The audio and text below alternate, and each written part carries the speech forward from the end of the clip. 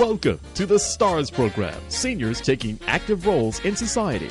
And now, here's your host, ANITA FINLEY. We are so fortunate today because we have a great author. And I was very excited when we had our book of the month in April, and it was David Singer's book called The Mind Reader. I love titles of books because titles say so much, most of the time. Short, but this was one that was fascinating. And I told Dave when I first was reviewing this, I didn't know, we first get a lot of books and I start to look at them and I couldn't put it down. I mean, it just grabbed me. And after I spent, hours reading it, I said, he needs to be the book of the month if we can get him to do that. So it was a pleasure. So David, thank you. So are you reading my mind now? Definitely. Do you find that, once people know that you have written this book, don't you find that they are a little afraid to be with you because they say, the ones that have read my book, and that they know what the contents. So when I have my sunglasses on, they know I can't read. So I sometimes kid around and I put on my sunglasses and I take them off, and then they hide their faces. Oh, this is wonderful. Well, I'm sure that you live, of course, in a community where a lot of exciting people, and I'm sure that people know who you are and what goes on. But let's go to the very beginning. You had a very interesting story how you even became a mind reader. Why don't you tell everybody? Well, the story began when I was a kid, and my father, we used to live in Dominican Republic, Santo Domingo, and my father, all of a sudden on a Sunday, I remember it was a Sunday, he started shouting that something had happened to his leg. It was like 5 a.m, and we all woke up. It was, he was a very quiet man, and it was, I remember it. We all became very nervous. We thought something had really happened. And he showed us his right leg. His right leg was totally red. So, my mom and, we got dressed and we immediately went to a hospital. And, it didn't hurt him, but it was all red.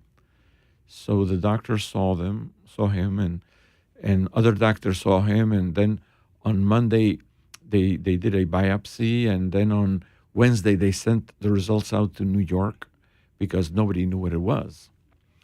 So my father was desperate, and at the end, there was nothing to do because nobody knew what. Some people thought that it was an insect bite of some tropical disease, but nobody really knew what it was. So then, like a month later, we used to have a lady that used to come and press our clothes once a week, and she said that she knew someone that she was sure could cure my father. So when my mother told my father, listen, I'm going to why don't we go to this place, or I'll bring the person that can cure you. You're talking about a healer, right? I don't believe in those things. So forget about it. You think I'm crazy? So anyway, he had made plans to go to New York, and he waited for his visa. And while he was waiting, my mother convinced him, listen, you have nothing to lose. Let's try. So he said, well, if you bring him, I'll let him do whatever. So he came in that another Sunday. And he, was a very old man, looked ill, very dressed in inappropriately, and he sat down on the floor, and he took out what I assume was either chicken bones or frog bones. I don't know. That's what they looked like, and he started rubbing the bones on my father's foot, and then he used to heave them towards the wall behind him. And after he finished all of the bones, like 5-10 minutes later, he gathered them, put them in the box, and left. All I know is that on Monday morning at 5 a.m. also, my father, when he got up, he looked at his leg and it was normal. So you can imagine our surprise. Well, that's how I started my book, The Mind Reader, because that's what really happened. And then I've been a dentist for around 47 years. So around a few years ago, when we used to live in Venezuela, that's where I practiced. So we moved to the United States, and I'm an American citizen, so it was very easy to immigrate here. And I had a problem with my left hand that it would tremble, and then I went to several neurologists, and they all said that it was not important, that it had to do with my profession because of the exertion of so many years of practice. And I went through all kinds of examinations, and some suggested a type of experimental surgery and stuff like that. It didn't really bother me that much. But anyway, my wife and I decided that we had never traveled, so we decided to travel. And then the first place that we decided to go is to Brazil because there are many healers there. I said, well, it worked on my dad. Right. Maybe it'll work on me. Right. Of course, this is the fiction part. Yeah. And then we met through friends and things of that type, that ex-patients of mine who lived in Sao Paulo, Brazil. We met this man that was called the Sleepy Healer. And I went there. Well, not me, but my character went there. See, that I have to stop you because you see, I was confused when I was reading it. I almost thought it really happened because you wrote the character so well. Well, most people who read the book, same way, right? Until they got to a certain point. Right, exactly. I know. And so he healed me. Supposedly, he healed me, but accidentally, the healing process that I described in the book, I also acquired something that I didn't expect. I started reading my wife's mind, and then when I went downstairs to have breakfast, I noticed that whoever I looked straight in the eyes, I could read their minds, and I was afraid that would get me into trouble. Right, of course. So then I continue with many adventures. Yes. That I create with the mind reading ability. It was such a great premise that you were able to work around and to get into all the exciting adventures. I mean, that really was good, and it's a little scary. Actually, I was nervous for you or for the character because you were getting yourself into some hot water. Definitely. I was scared.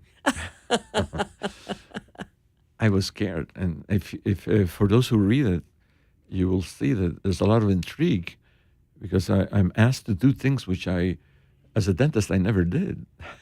That's right. But it was lovely. Now, how did you do this in your sleep? That you came up with this idea, or you just sit and think about it? I mean, how did you come to take what you? I guess it was your illness. I guess the tremor started it, and your past history. And have you written a book before this? No. So that's even more interesting. You see, I was a very, very busy person, right, all my life, and then all of a sudden I come to South Florida, and I'm home all day, and we go out and stuff. But so I sat down. I have to do something. So I started inventing, and now I just finished my 8th book last week. You see, this is interesting. So we're talking about The Mind Reader by David Singer, but he brought another book with him that he just finished, and it's called Body Shapers Dream Team. I love your names. You see, you're very smart. You understand. And on the cover, it shows what would look like a brain, but very colorful, like food or something. But unusual people, unusual experiment. You're a very clever person, and I think that, you're going to be very successful. Well, you are successful, but the fact that you can take your medical background, that's what makes it even more interesting, because you're trained in certain ways. And this is good. Now, I haven't read this new book, Body Shapers Dream Team, yet. It came out last week, so it just got to Amazon. Right, and your covers, both covers. I told you when I liked your cover on The Mind Reader very much. Well, I think you have a terrific cover here, too, because it's Like, what are they? Now look at the head. One of the heads is healthy food, and the other See, I see brain food. is not the healthiest food in the world. It's full of junk Oh, food. I see. Yeah, the healthy food. I see that. And then the other food, right, is all the junk food. Wow. That's very interesting. You know what happened is that, again, my wife and I studied in Hofstra University in Long Island, New York. That's where we met. We met in college. And then, and what happened is that this guy who we know graduated as a journalist, but he couldn't get a job. A very handsome, slim guy. So he finally went to he finally got accepted for a summer job in a important New York newspaper, and they told him, "Look, you can keep on working for us if you come up with an incredible experiment and make an article of it." So the summer job was 10 weeks only. So he all of a sudden he thought, listen, one of the things that everybody's in a diet, or say everybody says they're in a diet. So let's see. I'm going to try to find a overweight woman. I'd like to meet one. And he did. He met an overweight woman, and she immediately fell in love with him because this guy was something special. And in between him meeting this woman, who was not his type, because she was really Obese, right? She was obese, and then he met a very skinny woman, extremely skinny, too skinny, and she fell in love with him also. And then that's when he decided that he really had material to do an unusual experiment, because he had just met two unusual people. And his objective was to make them, they were in love with him. That doesn't mean that he was necessarily in love with them. But they wanted to join him in an experiment. So he got a hold of several volunteers, and he made a dream team. And that's why it's called Body Shapers Dream Team. Because what he did is that the first 5 weeks, he ate like a madman. He ate. Oh, he did? Yes. He ate day and night, all the things that that we would love to eat and we shouldn't. Right. And then after he did, he gained a lot of pounds. And then on the 6th week, he started dieting, but normally, without getting sick. And his objective was to lose all the pounds that he had gained. And the obese woman and the very skinny woman followed his dream team. Huh. And well, you have to read the book if you want to know what happened. You're not going to. That's right. We have to do that. Well, it's interesting that you're really writing a lot of books, and it seems like this is really your passion. But I'd like to talk just for a minute about your wife, because she is here with us, and she also is a writer, and hopefully we'll get her to write a book. And she said that she wrote about the Holocaust, but she would love, I know, to be on the radio. So why don't we just get her to come up here? Why don't you come up here, and we'll get you to talk a little bit too. We'll have to put that microphone. You can sit where you are. I am. No, wait. Just wait. I'm going to talk to you. So you just sit right there. Sit up there, Here. right there, and you put the microphone in front of you. And let's just do this a little bit, because she's I know that wives are very supportive of husbands, and husbands are very supportive of wives who write. So just tell us your name again, because I am so sorry. You told me and I forgot. My name is Blima. Bluma in Yiddish is flower. Oh, beautiful. the So name it's is Blima. It's Blima. Yes. And Blima, you said that you also wrote something, and it won a prize, but you did not actually print it like a book yet. Yes, because my parents were survivors from the Holocaust, and they were always scared to talk about the issues and what happened.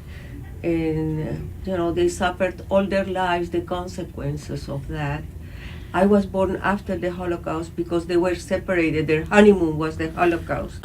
And after that, they both survived, luckily. So then I was born, in Romania. Okay, and my sister was born in Romania. And then they wanted to leave that place full of anti-Semites and things. So they ended up in Venezuela. Oh, that's where you met your husband. No, Oh. we met in college in New York. Oh, college in New York, but you wound up going down to Venezuela. Yes. My sister was born in Romania too. My brother was born already in Venezuela. So my parents stayed there because people treat them nice, and there was not an issue of anti-Semitism Yes. or anything. There was plenty of freedom. So we stayed there. I was raised in Venezuela. So do you and your husband have children? Yes, we do. How many children? You have grandchildren? Yes. Yes. What do we have? Come on, We David. have, we, you we can have, jump into this. we David. have 3 kids. Yes. One a daughter who is a journalist, another daughter that is an architect, and the son who's a dentist also. So you've had you really, it's, you don't know this, but I have people that have on Facebook. They're listening. They're watching. See, they're already coming in. So this is interesting because I have a site, and then they come in and they know I'm have some. So you're both on Facebook right now. Okay. And they went to college and to the university. Our son is a dentist. Yes, that's what he just said, right? And we have 9 grandkids. Oh, that's fabulous. But so, and it's Blima or Bluma? It's the same. Oh, it's the same. So what do you want to be called? Blima. Blima. That's how I'm written Yeah. in the In your book. legal papers and everywhere. What is the name of your book? Destiny. Destiny. Okay, well, we're going to be looking for you to print that because I have to tell you something. He told me they are going to say. Yeah, no, but The thing is, the issue with that book is that it has. My parents were survivors from the Holocaust, and that has a lot of that. And at a certain moment, I felt scared Because many of the because people were we don't alive. know yeah, I understand. who survived from those bad people. I see. And might identify with the issue. I don't know. Yeah, but You it's never all know. now. It's really over because we do have many people who have written their books on Holocaust. I will tell you this one thing. Tell you a few stories about that. There was someone who was a Book of the Month, but he would not come to the radio show. He would talk about it on the radio, but he didn't want to come here. No, I'm sorry. He wouldn't even talk about it. His wife had to talk about it. It was still too traumatic. But then I also had a plastic surgeon who was on my radio show, and he came and he brought his father, who was a plastic surgeon, and his father was in the Holocaust. And he never talked to his son, the plastic surgeon, about it. But that morning, somehow, he opened up and talked it. And it was a very exciting time because there's a March of the Living, and their kids had just been going there. So I have had so many people with the Holocaust on my show in their books. It seems that South Florida just really it's all been gravitated here. So, okay, well, let's just now move that. I'm going to move back to you now, David, because, your wife is so charming, and she's going to get that book done called Destiny. Huh? Well, it's a destiny. Now that she was on the show, she's going to have to do that. But, David, Yes. and you said that you have another book now that you're, besides this. That's right. I just saw this. So how many books a month are you doing? How often are you doing this? And do you write this? You write on the computer yourself, the whole thing? Yes. Oh my gosh, You see, I don't know. I started, and now I can't stop. that's right. You start, but you know what? That's fine, and that's wonderful. You don't have enough. You're going to live to be 100, and then you're going to have so many books out there. I'd like to make up for all those years that I didn't write. Of course, and you will. You absolutely will do that. It's interesting how many books I get every week for to review. I mean, so many people are writing books, and the big situation with that now is that people, of course, take the easy way. They get on YouTube, they get on, they get on all the internet, and they do other kinds of things. But for me, even though I have to read a lot for my magazine, there's nothing like sitting down with a book and getting lost. And that's really what happens. My husband who passed away a year and a half ago, he was a B-17 pilot, and he wrote Air Force Cowboy. And we've sold a lot of those books because what's happened is the people who are the grandchildren of a grandfather that did this, they can read this book and they can learn a lot. So that's been selling. Another person I just met, she went ahead and she actually read the book to be an audio book. And that's something you may want to consider. And she liked the idea that the author read it, not someone else. That's interesting. So you may want to think about that because people travel and they can plug your book in and they can listen to it. And, there's no one else but the author who will really know how to frame it the right way. So that's another thing you can do. I'll think about it. Yeah, you'll think about it. I write very easily. I can write fast. Like in 2 days, I can make a book. Okay, but if you don't do it, you see, you have to put it out there, though, Blima. But which one would be the It's what you want. For nowadays? Well, you have to decide yourself. You have to decide which book you want to share. So if you can write one, it's such a wonderful feeling. Even though you've produced something, it's not something that someone can pick up yet. And you have to make that happen. And thank goodness, years ago, we had to have agents. You don't have to have agents anymore. You get all your information, you send it off to a book publisher, and it gets done. And that's what you really need to do. So we'll have to wait and see what comes out of that, David. Do you belong to any writers' clubs? Not yet. I just started writing it less than a year ago. Okay, well, but writers' clubs are all over the place, and I'm sure in Aventura there would be a lot, and everybody critiques each other's books, and you make friends. You may want to look into that also. I definitely will. I didn't. I've been thinking about joining organizations in Florida. There's a writers' conference also, if I'm not mistaken. There are a lot of writers' conferences. In fact, there's one in Key West, which is very well attended, and it goes a whole week. I don't mean that. I have some authors that have come on BOOMER here on the radio, and they're writing a lot too because they have a book, and before they've even completed the book, and everybody discusses it, and then you have to have a little bit of, you can't be sensitive because they're going to tell you, well, why don't you think about this or that? Of course. But I think you could be wonderful doing that. Get in, and then you could bring your wife, and both of you could have. It's a whole new world for you to do that. Okay, good idea. Yeah. When I read first thing, then why you started, as a matter of fact, the tremor of a dentist, that must have been a very difficult thing for you because you said in your book that if you have a tremor and a dentist has to have a steady hand. And that must have been mentally very difficult for you. Yeah, it was with my left hand, and I used to hold the mirror with the left hand, so the patient, could tell there was something going on.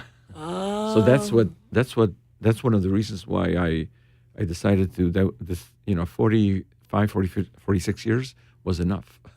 Well, that's okay too. 46 years, But tremors are very common, with my gerontology hat on, I'll say that tremors in people you'll see them sitting having it's dinner. Healed. And it healed.